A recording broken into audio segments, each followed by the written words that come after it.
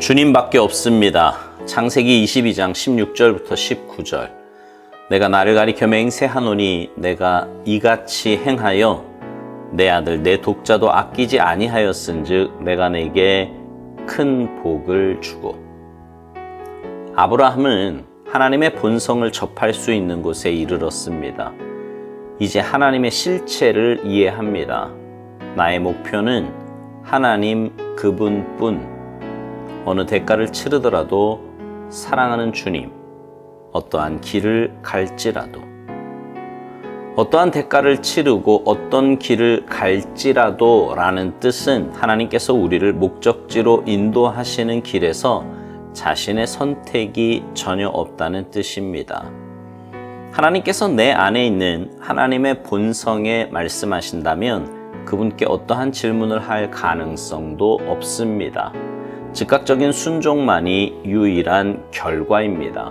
예수님께서 오라 하실 때 나는 단순히 갑니다. 주님이 가자 하시면 나는 가고, 이 문제에서 하나님을 신뢰하라 하시면 나는 신뢰합니다. 이렇게 순종하는 것은 내 안에 하나님의 본성이 있다는 증거입니다. 하나님께서 자신을 내게 계시하실 때 그 계시를 받아들여야 하는 것은 나의 인격입니다. 당신의 길이 내게 거칠게 보이는 것은 내가 거칠기 때문이라네. 순종의 훈련에 의해 아브라함이 있었던 곳에 도달할 수 있으며 거기서 하나님이 누구신지 알게 됩니다. 예수 그리스도 안에서 하나님과 얼굴을 대하며 볼 때까지 나는 실제로 참 하나님을 안 적이 없습니다. 그러나 예수 그리스도 안에서 하나님을 알게 되면 온 세상에 나의 하나님 오직 당신밖에 없습니다. 당신밖에 없습니다 라고 고백하게 됩니다.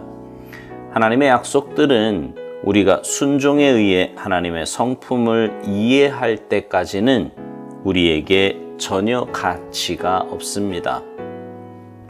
우리가 매일 365일 성경 안에서 뭔가를 읽어도 순종하지 않는다면 우리에게 아무 의미가 없습니다. 그러나 어떤 특별한 일로 하나님께 순종하면 갑자기 하나님께서 무엇을 의미하시는지 깨닫게 되고 당장 하나님의 속성을 볼 수 있게 됩니다. 하나님의 약속은 얼마든지 그리스도 안에서 예가 되나니 그런즉 그로 말미암아 우리가 아멘하여. 고린도후서 1장 20절. 우리의 예는 순종으로 해야 합니다. 우리 삶 속에서의 순종을 통해 아멘이라고 하나님의 약속에 대답할 때 그 약속이 우리의 것이 됩니다.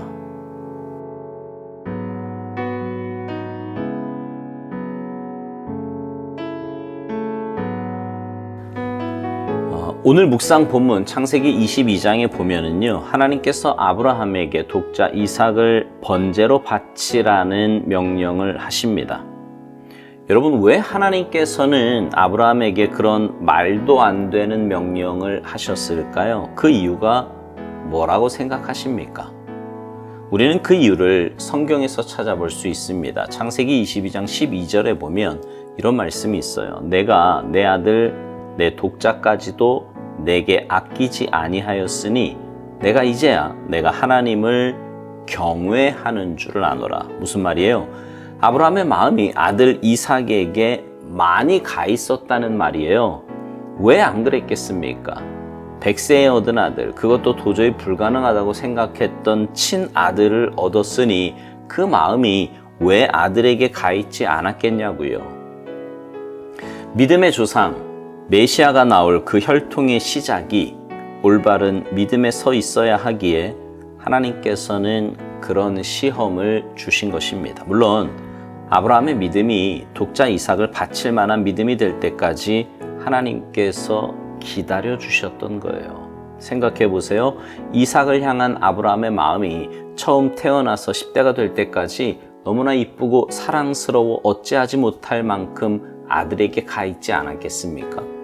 어쩌면 그때 하나님께서 아들을 번제로 바치라고 하시면 아브라함은 더 많은 시간을 고민하며 힘들어 했을지도 모릅니다. 오늘 묵상에서요, 아브라함의 순종을 그의 안에 있는 하나님의 본성으로 설명을 합니다. 하나님께서 내 안에 있는 하나님의 본성에 말씀하신다면 그분께 어떠한 질문을 할 가능성도 없다는 거예요. 즉각적인 순종만이 유일한 결과라고요.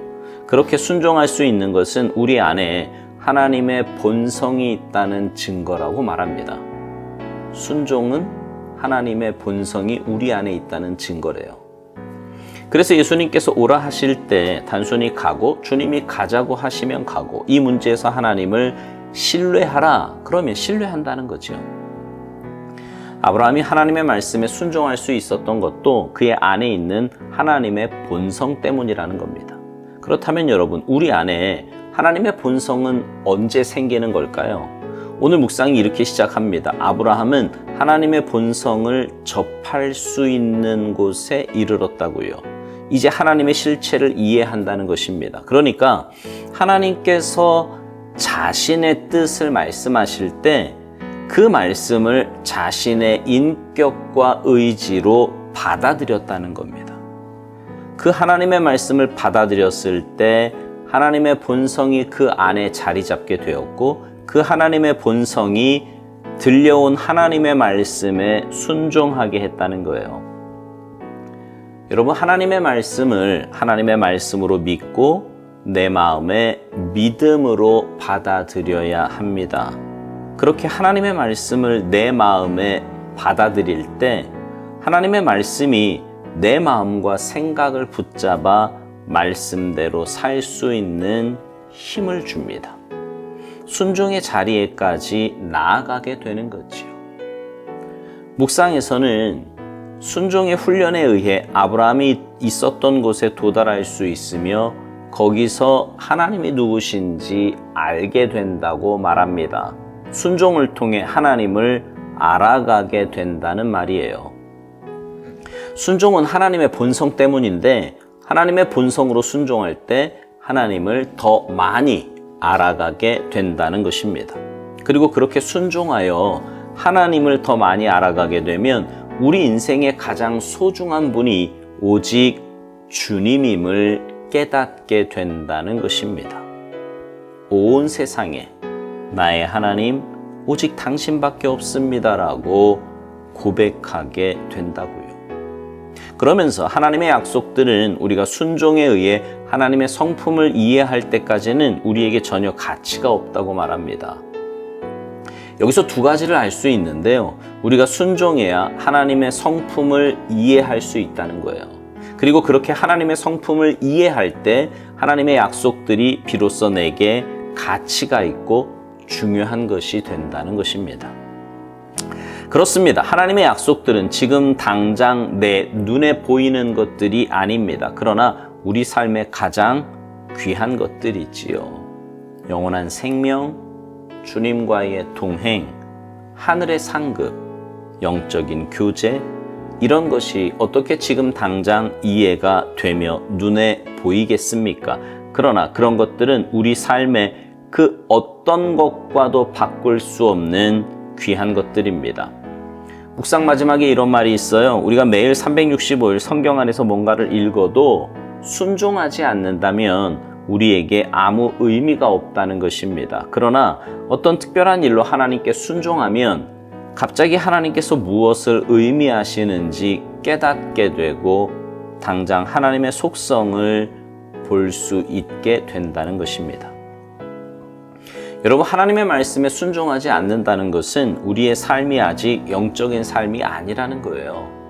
세상 사람들이 흔히 말하는 먹고 살기 바빠서 믿음 생활이 온전치 못하다는 것은 내 삶의 목적과 이유가 아직도 세상의 것에 있기 때문이라는 반증입니다. 그러니 성경 안에 하나님께서 우리에게 하신 귀한 약속들이 나와는 전혀 상관없는 이야기가 되는 거지요. 그러나 하나님은 그런 우리를 그냥 두지 않으십니다. 이런저런 일로 우리를 부르세요. 하나님의 말씀에 순종할 수밖에 없는 계기를 만들어 주시는 거지요. 그때도 순종하지 않는다면 우리의 영적인 삶은 끝났다고 볼 수 있어요. 그러나 그런 일을 계기로 순종의 자리로 나아가면 영적인 것이 깨달아지고 하나님의 뜻과 속성을 알게 됩니다. 그때부터 우리는 영적인 삶을 살게 되는 거지요.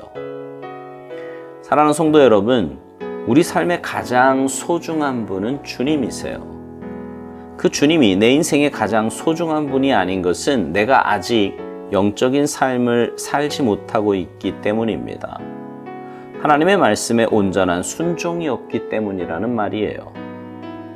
그러나 우리가 순종으로 하나님의 약속에 응답할 때 오살드 목사님 말대로 그 약속이 우리의 것이 되는 것입니다. 바라기는 여러분 모두 주님 말씀에 온전히 순종하여 영적인 삶, 믿음의 삶을 살기를 바랍니다. 그래서 주님이 여러분 인생의 최고의 주님이 되시고, 그래서 주님 약속하신 그 말씀이 여러분의 것이 모두 되기를 주님의 이름으로 축복합니다. 아멘.